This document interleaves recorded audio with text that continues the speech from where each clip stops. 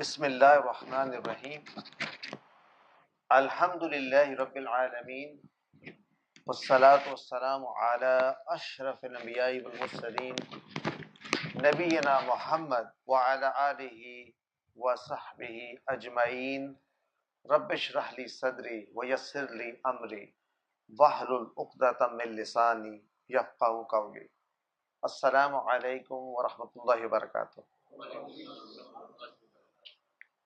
Jazakallah khairan. I take this opportunity to welcome you all, Alhamdulillah, on this wonderful gathering.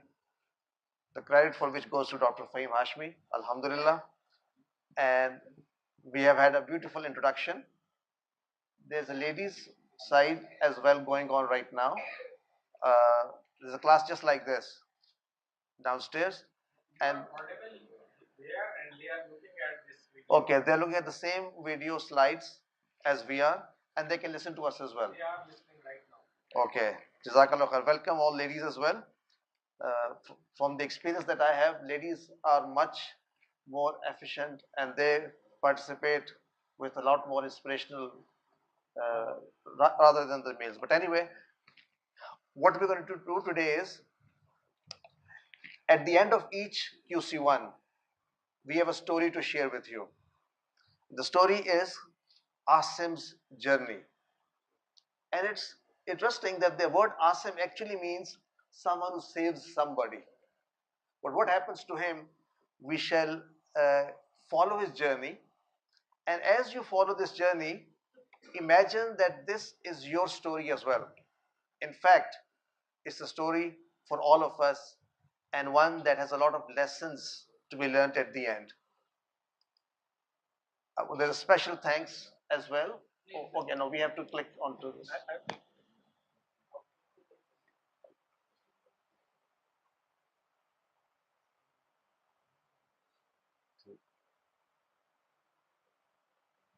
So Asim's journey.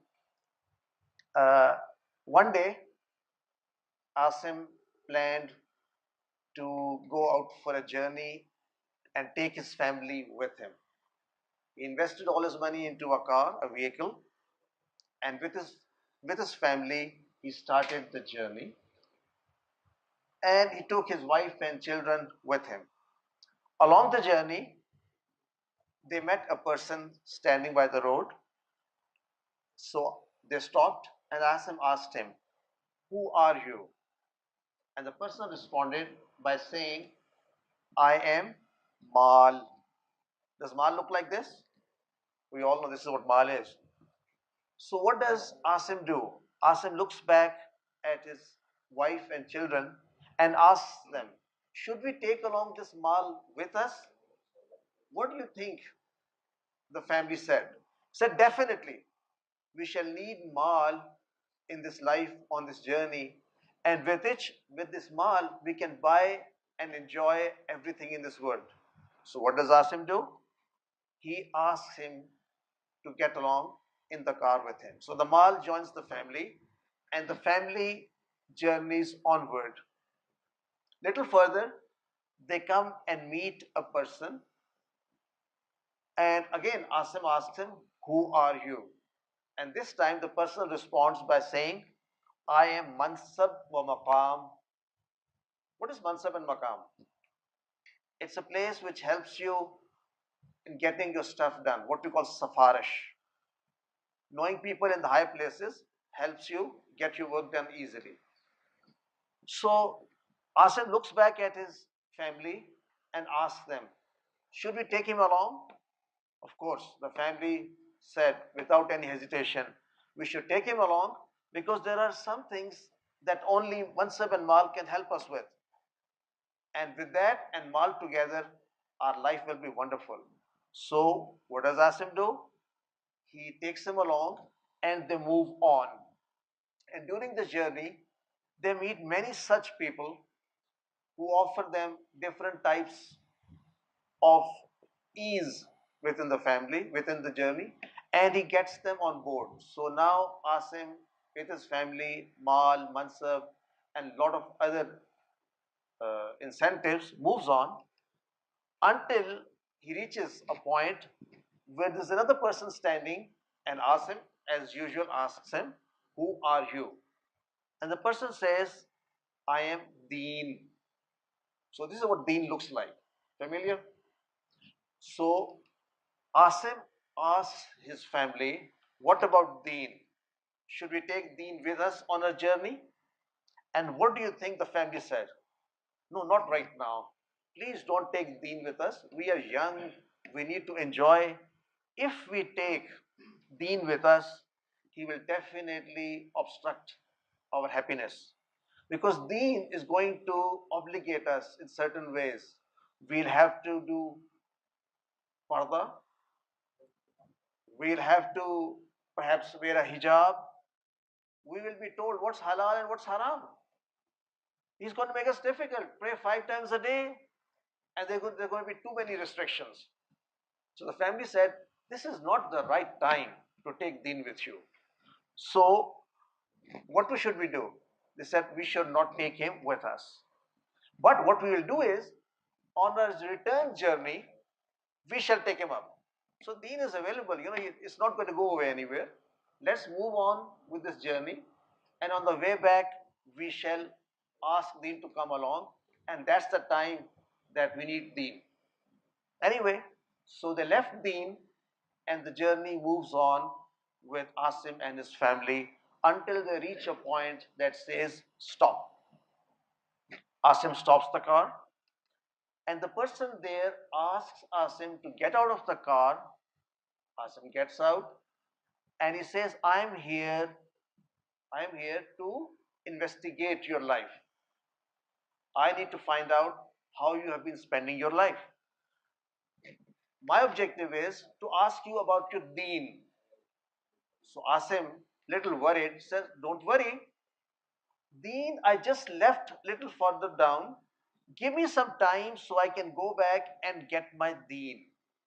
So guess what this person says? "Sorry, you have no more time to go back. You have to now go with me. Your time is up." So Asim, for a second, doesn't understand. What is he talking about?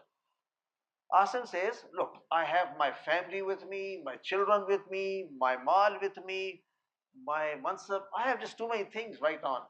This is not the time that you stop me and don't let me enjoy." So the person says, "I'm sorry. Deen was what could have saved you, and you left Deen behind you."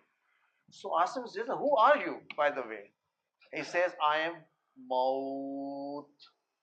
He said Maut, but the way Asim heard it, it felt like a very long sentence. Maut. He suddenly realized that life is ending. So what does he do? This is, at this point, I'd like you to reflect. In our story, no matter how we live in this world, whether we have a mansion to live in or a simple jhopri, the end is quite similar. We all are destined the graves which are exactly identical. So what does this teach us? The person says, Asim, the thing that you had forgotten and the amal that you were not doing were the ones that could have saved you. So Asim looks back at his wife and children in the car, hoping and expecting some help and support. What does he see? He sees his wife and children, along with his mal and mansab, are just driving away, and not one of them came out to help Asim. Here, let's look at what Allah subhanahu wa ta'ala tells us in this scenario, and this ayat would reflect that, inshallah.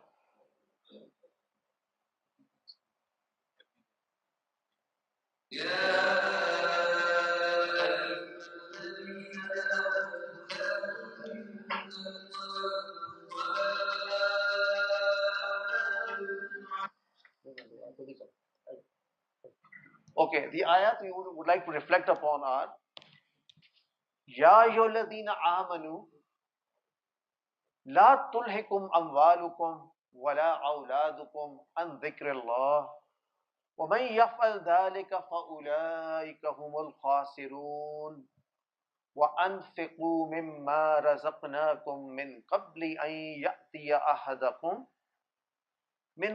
أن يأتي أحدكم الموت فيقول ربي لولا أخرتني إلى أجل قريب فأصدق وأكن من الصالحين وَلَن يُؤَخِّرَ اللَّهُ نَفْسًا إِذَا جَاءَ أَجَلُهَا وَاللَّهُ خَبِيرٌ بِمَا تَعْمَلُونَ۔ اے مومنو، اے وہ لوگو جو دعویٰ کرتے ہو کہ تم مومن ہو، تمہارا مال اور اولاد کہیں تم کو اللہ کی یاد سے غافل نہ کر دے۔ سو جو ایسا کرے گا ایسے لوگ یقیناً خسارے میں ہیں۔ اور سنو، یہ جو مال جو کچھ ہم نے تمہیں دے رکھا ہے، اگر تم اس کو میری راہ میں خرچ کرو، کرنے سے پہلے اگر تمہیں موت آ جائے تو یہ کہنے لگیں گے اے میرے پروردگار مجھے تھوڑی دیر کی مہلت کیوں نہیں دے دیتا تاکہ میں صدقہ کروں اور نیک لوگوں میں شامل ہو جاؤں۔ تو سن لیجئے، جب کسی کی موت آتی ہے تو اللہ ہرگز اس کو مہلت نہیں دیتا، اور جو کچھ تم کر رہے ہو اللہ اس سے خبردار ہے۔ یوم لا ینفع مال ولا بنون، یہ وہ دن ہے جس دن نہ مال کچھ فائدہ دے گا اور نہ ہی بیٹے۔ کل نفس ذائقۃ الموت وانما توفون اجورکم یوم القیامۃ فمن زحزح عن النار وادخل الجنہ فقد فاز وما الحیاۃ الدنیا الا متاع غرور۔ تو سنو، ہر متنفس شخص کو موت کا مزہ چکھنا ہے، اور تم کو قیامت کے دن تمہارے اعمال کا پورا پورا بدلہ دے دیا جائے گا، اور جو شخص آتش جہنم سے دور کر دیا گیا اور بہشت میں داخل کر دیا گیا وہ یقیناً مراد کو پہنچا۔ اور دنیا تو، یہ زندگی تو دھوکے کا سامان ہے۔ قل ان کان آباؤکم وابناؤکم واخوانکم وازواجکم وعشیرتکم واموال اقترفتموها وتجارۃ تخشون کسادها ومساکن ترضونها احب الیکم من اللہ ورسولہ وجہاد فی سبیلہ